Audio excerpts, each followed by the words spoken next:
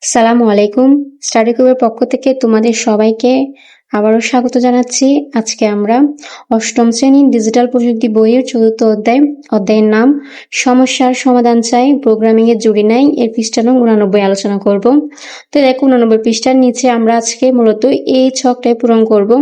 তো এই ছকটা পূরণ করার পূর্বে তোমরা এর আগে 88 পৃষ্ঠায় যে সেশন 4 ও 5 ভেরিয়েবল ভারী মজার এই পড়াটা পড়ে নিবে এবং 79 পৃষ্ঠার উপরের এই যে রুলসগুলো, ভেরিয়েবল লেখার রুলসগুলো তোমরা নিজেরা পড়ে নিবে একবার। এখন চলো আমরা এটা পূরণ করে নিই। এখানে দেখা আছে, দেখো এবার নিচের ছক থেকে কোন ভেরিয়েবলের নামকরণ সঠিক হয়েছে এবং কোন ভেরিয়েবলের নামকরণ ভুল হয়েছে সেটি শনাক্ত করো। তো ফার্স্টে দেখো বিডি ক্যাপিটাল, এখানে কিন্তু সবই ঠিক আছে, মাঝখানে আন্ডারস্কোর দেওয়া আছে, এই জন্য এটা আমরা সঠিক লিখেছি।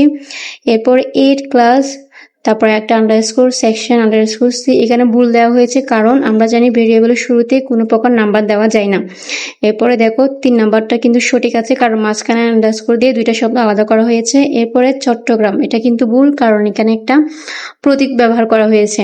এরপরে টাইগার, এটা কিন্তু সঠিক কারণ এখানে কোনো প্রকারের সংখ্যা ব্যবহার করা হয় নাই।